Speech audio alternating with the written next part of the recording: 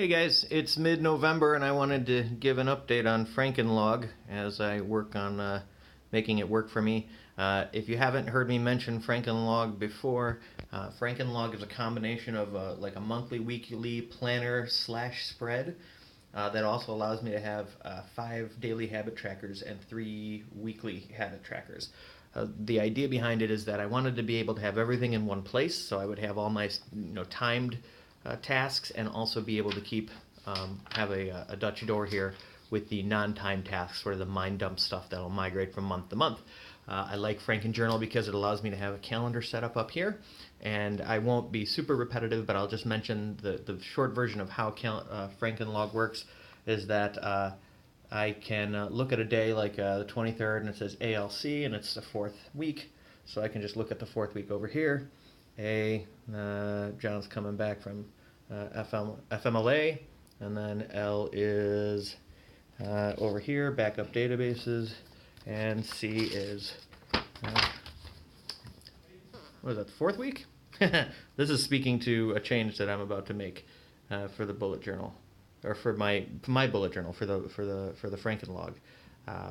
So I like the idea of being able to see what I have going on in a week. I like the idea of having daily trackers. So you'll see each one of these is a habit. So each day I can make a mark to show how many of them I did. And if I do all of them, it's a star day. Yay, star day. And then over here, for each week, I have a habit tracker over here, which I've obviously been doing absolutely terrible with those. I'm not going to tell you what those are because I haven't been doing them. So I like the idea of this. And Frankenlog 1.1 made a change so that, actually, I don't even remember what 1.0, what the change was between one of these two.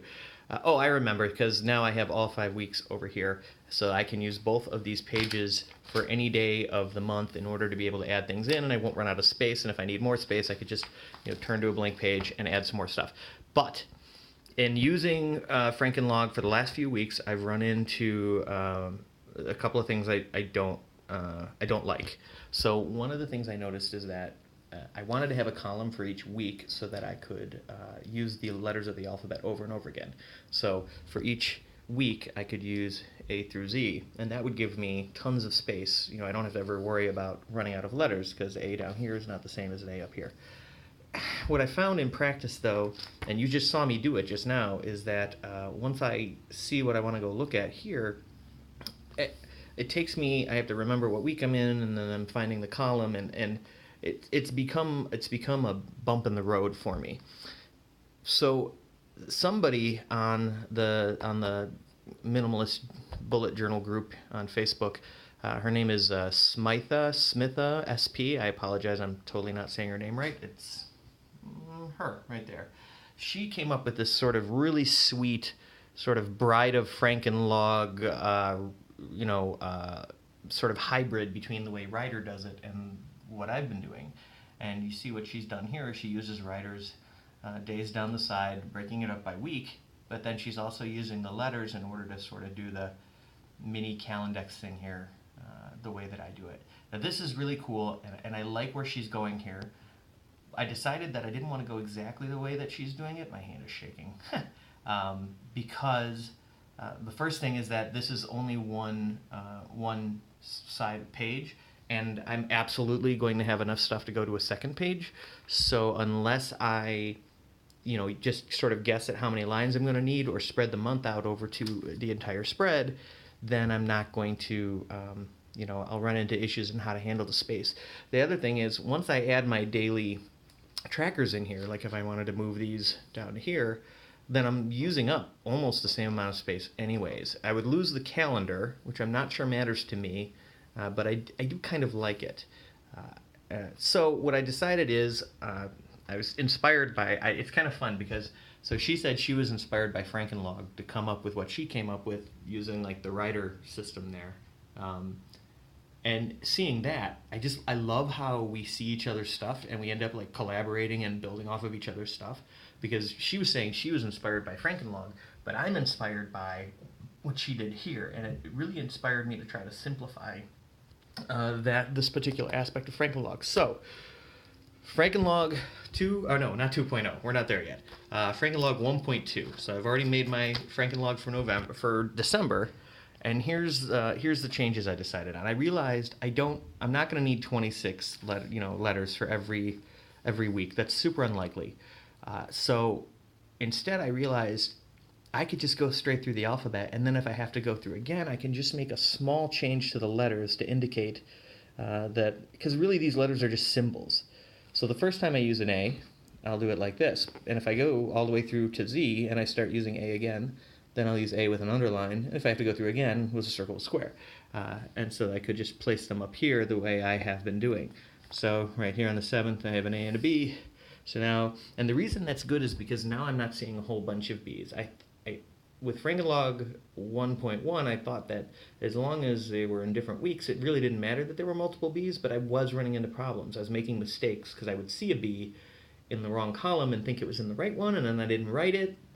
It just got kind of weird. So by doing this, Smitha sort of joked. She said, if she gets to Z, then she can just start using another language. I do not have that that ability, but I could just change the letters a little bit. So you'll see, I got rid of the columns. It's no longer the 5 weeks, separated, and that's okay because originally I thought that with the weeks separated, you would be able to sort of look at that week in its total and see what's there. But the reality is you never do. If you're going to look at a week, you end up looking at this up here.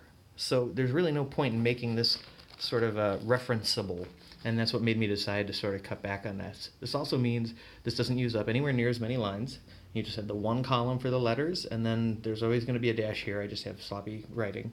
And then here you can do Friday, you can do a date range, you can put a few dates, whatever the case may be. A is on 7, A, and 21, so there's A, there's A. You'll notice here December this month, by the way, heads up for everybody who's going to be writing out a calendar, there are 6 week rows in December coming up next month because the first is on a Saturday. So I just decided to not include the first because I had already drawn out five rows. It was too late. But what I did do is I decided I can just put this little dark mark in the corner to indicate that this is for the next month. This hasn't changed. I still have my tracker, my daily habit tracker that can go in underneath the dates, but I did mark what a star day looks like, which means I've done all of my habits. And then over here, of course, you got the 3 weekly habits that you can do. I can just put a mark here for each one that I did. So that is the big change for Frankenlog 1.2. I apologize. I make long videos. I'm very talky, and I don't know when to stop. And then lastly, I did do the Dutch door again for my tasks, and it's got 4 pages. One thing I did do just a little differently is I was much more careful about where I folded it. In the past, I just sort of stuck the edge of the paper in there and then creased it, and I was running into problems with it not really laying flat. So I just creased it a little bit lower, and in my experience, it's good to start with this folded this way so that it doesn't get caught up as much. It seems like when I'm using it like this, it tends to unfold and get caught on things. So pro tip from a non-pro. And then you'll see over on this, all I had to do is put in that section here from over here, and that's all I have to write for this. One of the reasons that Smitha, I'm really sorry I'm butchering her name, wanted to go with this sort of streamlined version of Frankenlog is because she doesn't like to draw stuff out ahead of time. I totally get that. And if I could figure out a way, that's why I don't want to jump to 2.0 yet, because I imagine I'm just going to keep tweaking Frankenlog as we go. But if I can figure out a way to sort of have a similar system without having to draw the lines, I might do that. That being said, although I never thought I would believe this or think this, it's kind of cathartic to draw this stuff out, right? To get out the ruler and sort of be meditative and draw the lines out and watch it sort of be created. And anytime I make a mistake, I'm actually like, oh no. And my little tiny whiteouts that you can barely notice. But yeah, it's coming along. I'm looking forward to seeing what December is going to be like with the slightly simplified version here of Frankenlog. And if you have any questions, let me know, and hopefully this was helpful for somebody. All right, guys, take it easy.